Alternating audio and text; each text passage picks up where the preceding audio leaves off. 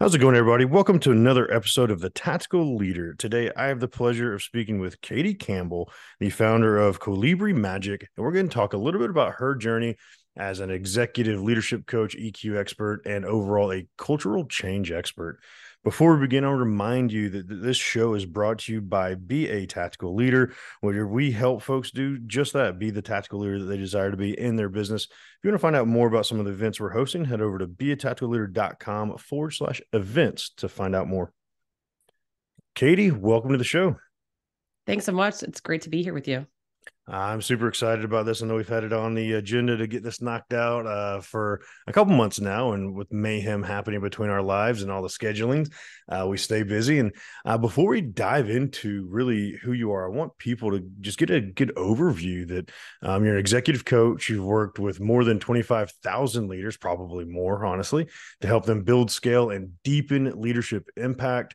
You've worked across multiple industries and really study what excellence in leadership looks like. And you've used that experience to influence and shape how leaders take on the challenges and opportunities of an ever evolving world.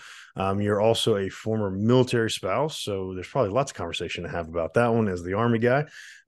Single mom of two girls, an excellent cook. Man, you're just like rattling off all the award-winning pieces because cooking's like difficult. Sorry, I'm used to like MREs and stuff, right? You're a practical alchemist, friendly to all, and friend to the people who know how to go deep.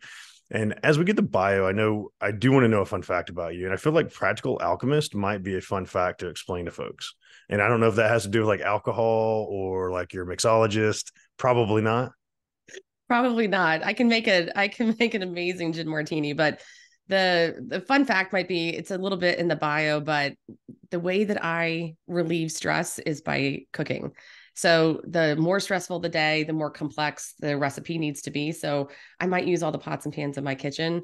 But when I do business meetings, I love doing them over a meal, but I like doing it over a shared meal at my house. So if you're in San Antonio and you want to link up, or even if I come to your city and you let me in your kitchen, I'd rather meet with you and break bread over a family table versus a dining table at a restaurant. It's so funny how that I guess disarms people, right? You start dropping that barrier where you can break bread with folks, and especially when it's in a private, intimate setting like that. But I do have to ask, like, you say you love cooking. What's your favorite meal to cook? It's anything Italian. Well, I'm a pretty much a grill master. I had to live through Nice. a house renovation where I didn't have a kitchen for like 6 months, Yeah. and I learned to cook everything on the grill. So there's about nothing you can't throw at me that I can't cook on the grill. But anything Italian, and I want to do one of those DNA tests simply to know that I have a half percentage of Italian lineage, because anything with the marinara sauce, if Yep. I can turn it into something that seems gourmet. And so the practical alchemist is not just a thing that I use for work. It also happens with cooking. So I can take the most basic recipe or read 7 recipes about the same thing and then create something that is a combination of all of it. And it ends up tasting better than any of the individual ones. Nice. So at work, it's sort of the same thing too. It's about working your magic somewhere, but it's on something that's practical. So if you come to me and you say, Catie, I've got this problem with my team, or I'm trying to solve something for my business, it's working the magic, which really pulling the goodness out of you so that you're inspired. You know exactly what you need to do when you hang up the Zoom or hang up the call, and off you go and you hit success. And when I ask you a week later, how'd it go? You're like, I don't know what you did, but I had everything I needed. And it was a success, just like you said it was going to be. So it's the same kind of way. It's just sort of like sprinkling the best kind of fairy dust on something, but really what it is extracting the goodness from a lot of different sources. In my work professionally, it's on the people, right? You're the source. On the recipes, it's from the genius of 8 different cooks that turn into the best chicken parmesan you've ever had. And my better half is Italian, so it's funny. When I'm talking about you being a great cook, she's that gene skipped her for some reason in her family. We go to holidays and Thanksgiving coming up. I'm about to gain 15 pounds of homemade lasagna and our homemade pasta. Excuse me. Every year it's a different type of pasta that I get to enjoy. But you start talking about Italian food, and it makes me laugh because I'm like already salivating about the holidays coming up, and then realizing I'm glad it's not like beach season right now because it goes so bad in the Italian families. You're a very lucky man. Very, very. And there's one other piece that I want to make sure that I highlight because it's something that I saw in your bio and in your background, and it's an organization that you support called Stand Beside Them. And you mentioned I mentioned you being a former military spouse. With my newer 501c, Advancing the Line for Veterans, there's a big piece that we support veterans through entrepreneurship, and really use entrepreneurship as a way to engage them to create their own new purpose and passion. But you've been involved with Stand Beside Them. Can you give us just a little bit of a rundown on your involvement with Stand Beside Them as the organization and why you felt the need to be engaged with them? 100%. And I'm so glad that that's what you pulled out of the bio. I could talk about them all day. So when I became a certified leadership coach, I knew that I had struck gold in terms of something that I love to do. And I knew that it was going to serve any client that I worked with. But as a military spouse at the time, former military spouse now, I knew how underserved that community was, especially when you were thinking about transitioning out of the military or even getting, whether you were separating from the military or you're retiring. It is a big leap trying to launch yourself into the commercial sector in any way, shape, or form. I knew this from working in organizations. They were terrible at reading a resume from a military person and not seeing all of the gold, all of the leadership, all of the courage, the sacrifice, the intellect, the training. They missed all of that. And the military people coming out of the service were not really coached in how to talk about their experience. What I found is they were super humble or just didn't have the skill set about how to talk about themselves. Because it's, the way that people get promoted, as I don't have to explain it to you, and a lot of your audience is not the same way you get promoted in the public sector. So, or even the private sector. So I found out about the organization. I was living in Washington, D.C., and I said, I've got to volunteer. And through that process, I've met some amazing men and women who have phenomenal stories and for whatever reason got stuck on their way to transition out of the military. And so through my coaching have been able to help them secure jobs. And in fact, one of my favorite stories is this man. I can't tell you all about his story, but he went from literally making no money. He's way smarter than I am, got into better universities than I did, decorated Army Ranger, but he just kind of got stuck in a loop and was really underemployed for about 7 years. And when we started working together, he just said, I just need to be making money. My wife needs me to bring in some income too. We want to have a family. By the time the 6 months was over, this man had secured a better job than I did. He was making way more money than I was. He secured an amazing sign-on bonus. And it wasn't necessarily anything that I did for him, except to help him start to believe in himself and to also learn how to navigate and really promote himself within the private sector. And once he did, and the skill picked up, and he's doing phenomenally well now. And it's exciting to see. And so I get a lot of joy out of doing that. It's completely pro bono, which is awesome. And there's a lot besides leadership and business coaching. There's personal life coaching, health coaching, navigating the VA, navigating just putting your resume together when you're trying to transition out of the military. So standbesitethem.org was founded by a woman who just out of the goodness of her heart said, I feel like this is missing in the market. And there are coaches now in every state in the United States. There's all different kinds of coaches. And I really encourage any of your listeners, and you don't have to be just transitioning now. It could be 5 years later and you're stuck, or you need to level up, you need some help. They're a great organization. It costs you nothing but time and a little bit of effort to take the coaching. Yeah.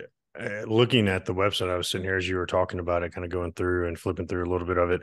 Sounds like it has some amazing impact for vets. And you said something that I find really interesting, and I would love to transition this conversation into what from something you just said to what you're actually doing now. And you mentioned marketing. Guys don't know how to market. Guys, gals, vets don't know how to market themselves. And we stand on 4 pillars. Our first pillar is actually marketing, and we talk about not only from a podcast, but building stages. ATL Vets, we build stages to have veterans talk about themselves. So a lot of our coaching goes into that. How do you talk about themselves? How do you talk about your journey? And it's so funny. And you mentioned it when we first started chatting. I just hosted General Petraeus for a few events, and Mm-hmm. having a 4-star general get on a stage in front of 1,000 people, he can obviously talk about himself. He was doing a book release, and it was all about his expertise in warfare since 1945. Amazing individual, amazing experience, but eloquent as a 4-star. And now he's transitioned. He's actually the head of global development for KKR, which is the largest investment banking firm in the world. So Right. he obviously has some capacity to market several things, but that's not a standard thing that you see in veterans, but it's also not a standard thing you see in entrepreneurship, business ownership. Innately, I think humans are not great at or don't forward think that piece about marketing. So can you give me just insights of some of the lessons you've seen or how you help people transition into talking about themselves in a more positive way, especially? Part of it, yeah, absolutely. And I see this too, because I do a lot of work with entrepreneurs here in Texas and then also out of Baltimore. And I do notice that as well. I think it's from the military perspective, you are not trained to self promote. You get promoted, you get recognized, you are awarded for getting the mission done, for bravery, for valor, for all of those different things. But you're the more that you stand out, sometimes that can work against you, right, in the system. And that's not the purpose. The purpose is to serve. It's service, service, service. So you don't see that promotion coming out of individuals nowadays. With most of the people that I work with, a lot of millennials, a lot of Gen Xers, and baby boomers, we still weren't raised in a generation that self promotion was a big thing. It is for early millennials, and all the other generations that are following now.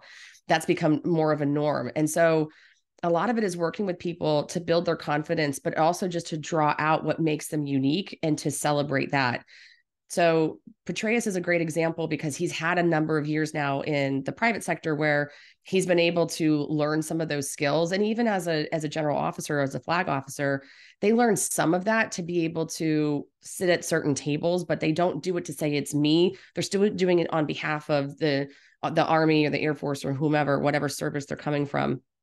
And so it's really getting people comfortable with talking about what makes them unique, really drawing out their unique gifts and skills, and being comfortable letting that come out front. So I see this with business owners too. They're kind of excited about the product, and what they miss is that people are buying the skills, they're buying the product or the service, but they're also buying you. So really helping them to draw out why do I want to invest in you? Why should I buy from you? And it's really getting them comfortable saying, no, I am a person of value. Yes, you can trust me, and weaving that into or alongside of, I guess I should say, of how they pitch their business or their service. Yeah, I think that's such an important piece. I know you host multiple events and really engage in several different ways. You do everything from coaching, consulting, speaking, but I'd love to kind of hit on retreats that you host. Because I Mm-hmm. think, as you mentioned from the get go, something about being in person, breaking bread, being at the dinner table, right? It allows people to engage in different capacity. I actually have my very first retreat coming up in February that I'm doing a 3-day retreat, kind of an intensive thing. And people are nervous about it. People are like, oh, I don't know what to expect. I don't know if it's actually going to work. But I see it work so well in our space, especially if you can get vets in the same room together. Can you give us some insights about what you conquer these retreats for attendees? One of the biggest things is making people feel comfortable, allowing the emotions and their emotional side actually surface. I see this. I just got off of doing 4 different leadership retreats, 2 for women, one that was just men, and then one that was co-ed. And it's a big part of what we do. It's allowing people to be vulnerable and to create an atmosphere of intimacy where they can share their true selves. And I'm sure you know this doing the same kind of work. Everybody has a story. Everybody has a story about their family of origin, how they were raised, people that really inspired them to do what they do. A lot of stories are based in trauma and challenges and struggles and overcoming things. But the way that we're raised, especially in the United States and Western culture, we're raised to not honor those feelings. We're raised to not honor those emotions. And by honoring, I mean not just crying to everybody on the street or being unhinged. It's really about being okay saying that you're sad or depressed or anxious or euphoric or joyful.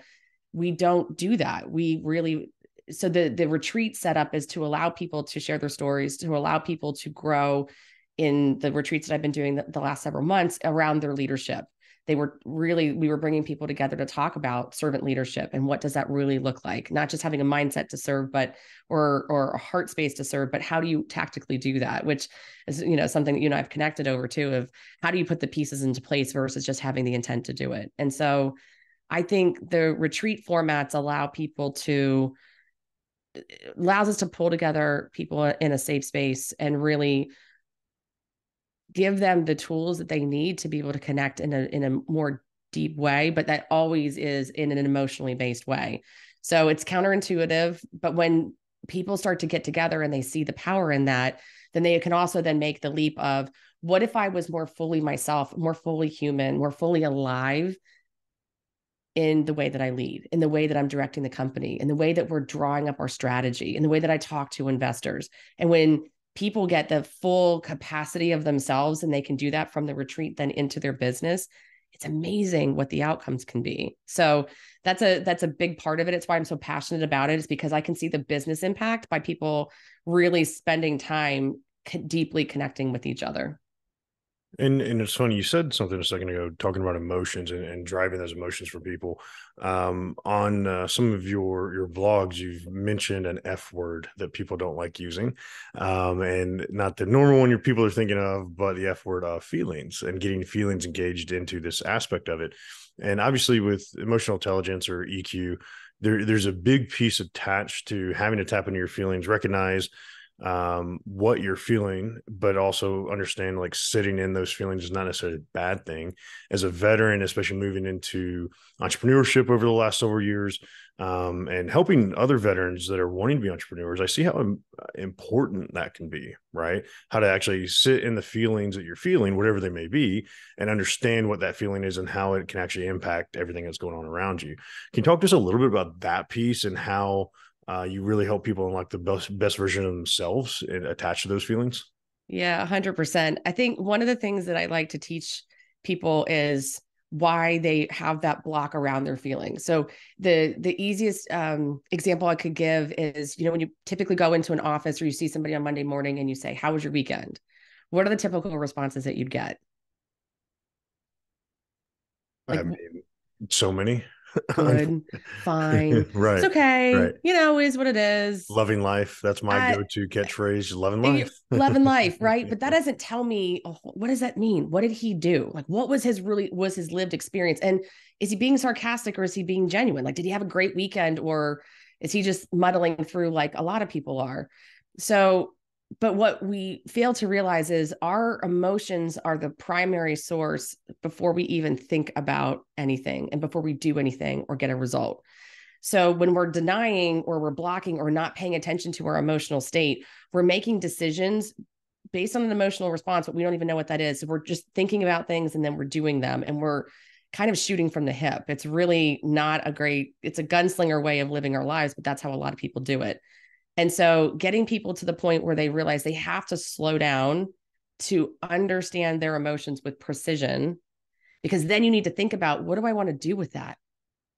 And maybe what I need to do with that right now, or what do I need to do with it? Maybe it is to sit in that and really feel it and then decide, what do I want to do? Do I just want to sit with this? Do I want to say something? Do I want to go somewhere? Because that's going to get us the ultimate impact. And what happens a lot of times is people think, then they do, and they think and they do, and then they wonder why they're not getting the results that they want. They wonder why their relationships are flat or stale or distant. It's because the emotional part isn't there. So a lot of the things that I teach about, and I have like behind me, if you can see, I've got two little skeletons that sit on my shelf and they're sitting in meditation poses. Meditation is one of the best ways that people can incorporate it as a practice. You don't have to sit in a corner, with your hands up or anything. You don't have to light incense or sit on a pillow. There's a lot of ways to do it, but meditation is a great way to help slow the mind down intentionally. So as you're feeling a big feeling, as you're trying to direct your life, it teaches you to slow down and think about, what am I really feeling about this? What should that tell me I should do next? And that's a piece that's missing for a lot of people. I 100% agree with you. And it's so funny as you're talking about this. I'm looking at a couple of different pieces that you post recently, and a lot of what you're actively doing. And what I can appreciate about what you're saying is that everything that you're saying, I think you're actually doing as well, right? There are a lot of people that like to talk about things and like talk about grand ideas. But I think obviously this is the Tactical Leader podcast. We're focused on the tactics of actually accomplishing certain things. As you're talking through this piece of it, action becomes a hesitancy for a lot of people from an entrepreneurship space, in the corporate space, right? You're nervous to maybe rock the boat, if you will. What would you encourage people to do as they're understanding their feelings, or trying to chew through those feelings a little bit more? What's like the best tactic for taking that action and actually putting things in motion to enhance what they're trying to do? So one of the things that I find to be most helpful for people, especially if you're, I'm sure some of your listeners are going, oh my gosh, now I got to think about my emotions. You do. I'm just telling you that you do. Okay.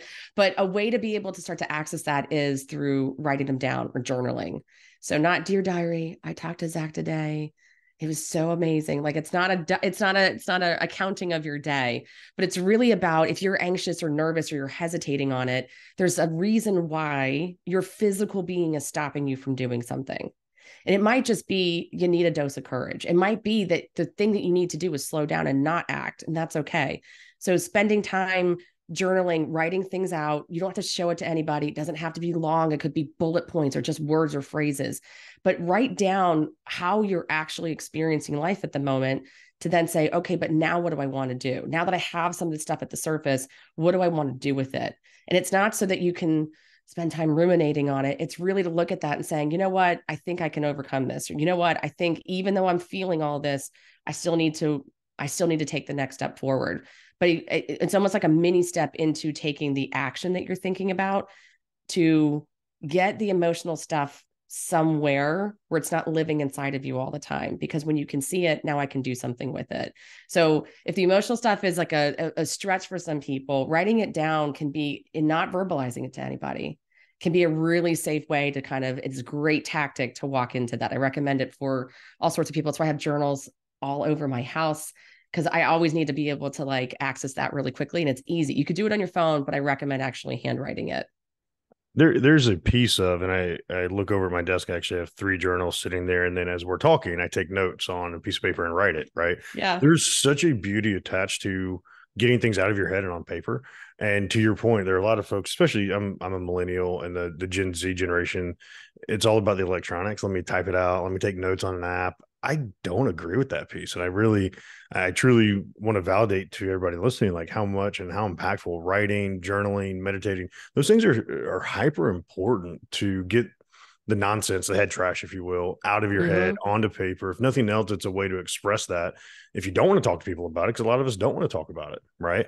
But you can still express it through writing it down. And I think there's a huge value attached to that, and what you just said about it. And as you move into really trying to turn into that peak performance, right? A lot of what you're talking about are the soft skills attached to being a higher level success for the individuals in their lives.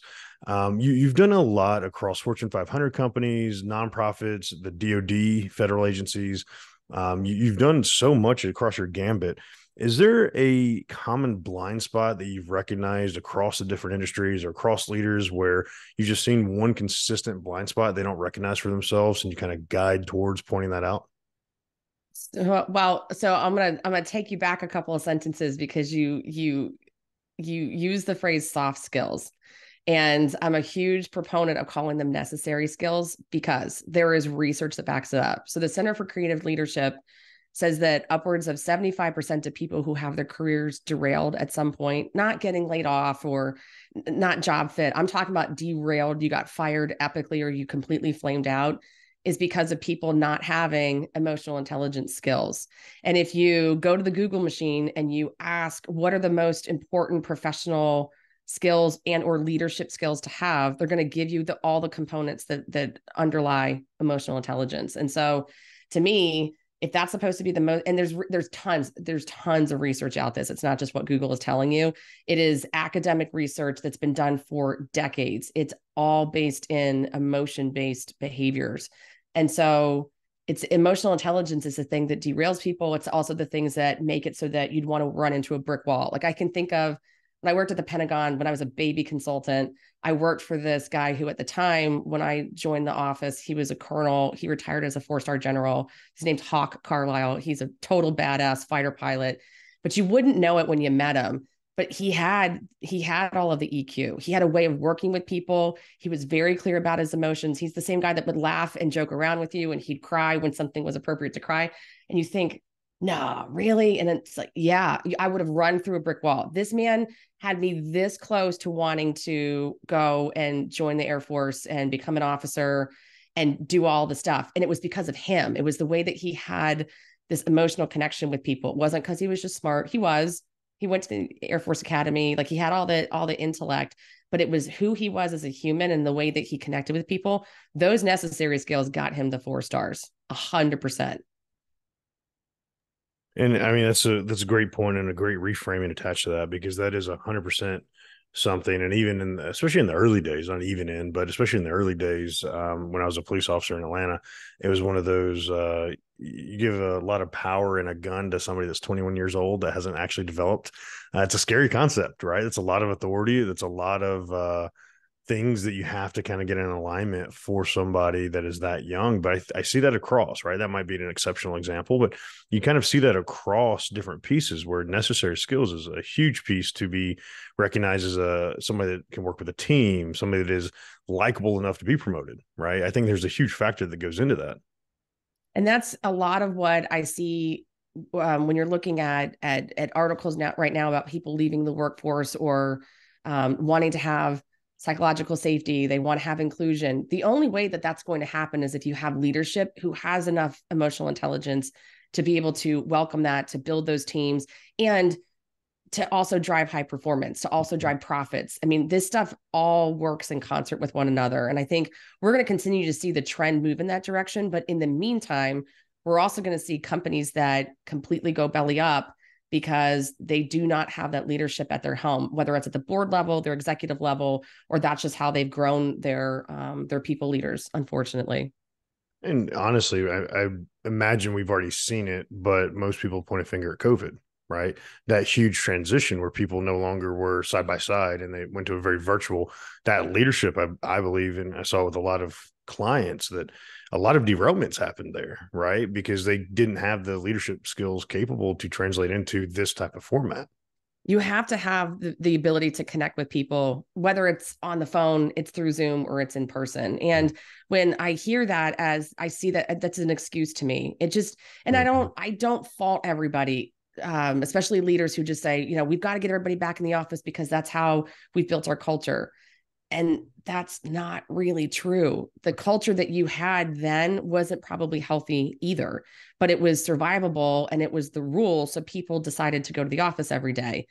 That wasn't the culture, was you lucked into having really great people that you hired. But Right. if you are intentionally building a culture, it doesn't matter how it works. I have people that work for me all over the country, and it's the culture that we have is tight knit. It's fun. It's spontaneous.